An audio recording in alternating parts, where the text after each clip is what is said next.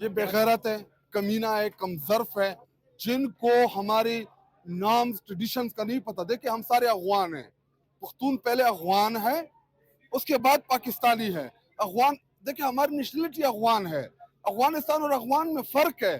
افغانستان ایک ملک ہے، افغان ایک قوم ہے، اور ہم سارے افغان ہیں۔ ہم بڑے فخریہ انداز میں یہ کہتے ہیں۔ اس کی تو نہ کوئی تاریخ ہے، یہ تو ایک ڈرگ ڈیلر، یہ اس کے اوپر جتنے پرچے ہیں ایک تو ہماری اوپر ہیں جو فیک ہے، یہ تو ایکچوئل ایفنڈرین کے کیسز اس کے اوپر جو بنائے تھے، یہ تو ایفنڈرین کا سمگلر ہے۔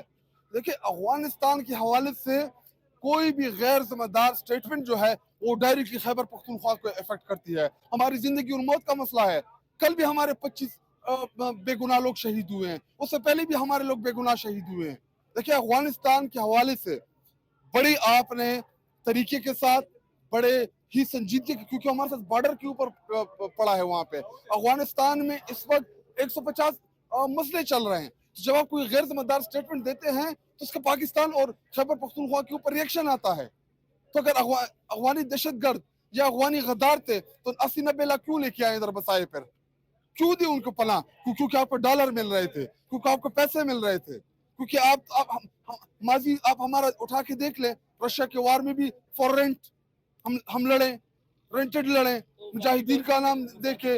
اس کے بعد جب امریکہ آئی 9/11 کے بعد، کیا پرویز مشرف اتحادی نہیں بنا نیٹو کا؟ کیا ہم نے اڈے نہیں دیے؟ کیا ہم نے پرائی جنگ میں ہم نہیں کودے؟ ایک لیڈر عمران خان تھا جو کہہ رہا تھا کہ پرائی جنگوں میں نہ جائے، یہ بربادی لے کے آئے گی، یہ آپ کو تباہ ہوگی۔ اس کے نتیجے میں $100 ارب سے زیادہ میرے ملک پاکستان کا نقصان ہوا۔ گورنمنٹ نہیں چاہتی کہ اس طرح کے مذاکرات ہوں، نہیں، وہ ملک میں امن آئے، اس طرح کا وفاقی وزیر کا اس طرح کا بیان ہے، انتہائی غیر ذمہ دار ہے، انتہائی غیر سنجیدہ ہے، اور ان کو پتہ ہی نہیں ہے کیونکہ ان الیکٹڈ لوگ ہیں، کون سے ووٹ جیت کے آئے ہیں۔ دیکھیں بارڈر کے اوپر ہو کیا رہا ہے، میرا عام شہری شہید ہو رہا ہے، میرا عام فوجی شہید ہو رہا ہے، میرے عام لوگ شہید ہو رہے ہیں۔ فائدہ کیا ہو رہا ہے اس جنگ میں؟ اس جنگ میں فائدہ کس کو ہو رہا ہے؟ دشمنوں کو ہو رہا ہے۔ شہری تو ہمارے شہید ہو رہے ہیں، فوجی بھی بارڈر کے اوپر ہمارا ہی شہید ہو رہا ہے۔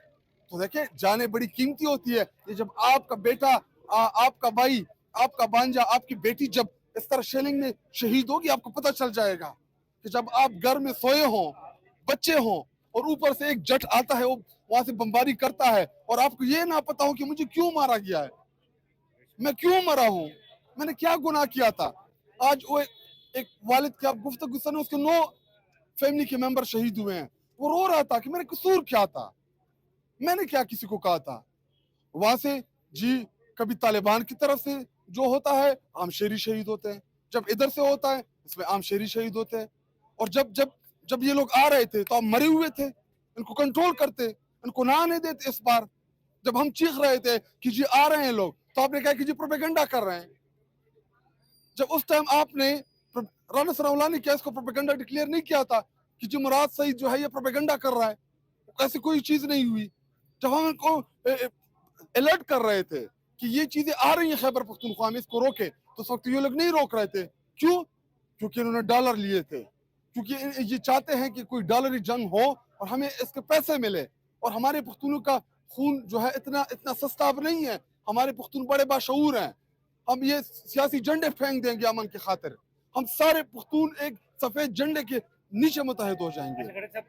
بن چکا ہے یا بن گیا ہے 26 نومبر کو، 24 سے 26 نومبر کی، جس میں ہمارے 13-14 کارکنان شہید ہوئے، اسی طرح درجنوں زخمی ہوئے، تقریباً 8-10 ہزار ہمارے کارکن جو تھے ان کو اریسٹ کیا گیا۔ مطلب ہماری ہمیشہ سے یہ خامی رہی ہے یا کمزوری رہی ہے کہ ہم اپنی سکسیس سٹوری نہیں سناتے، ہم اپنے فلیورز کو ڈسکس کرتے ہیں۔ 4 اکتوبر کو ہم اسلام آباد تک پہنچے، وہ پارٹی جس کو 9 مئی کے بعد 50 بندے اکٹھے ہونے نہیں دیتے تھے، وہی پارٹی اتنی تگڑی ہوئی کہ ہم اسلام آباد ڈی چوک تک پہنچے۔ تو ہمیں اپنی سکسیس سٹوریز کے اوپر وہ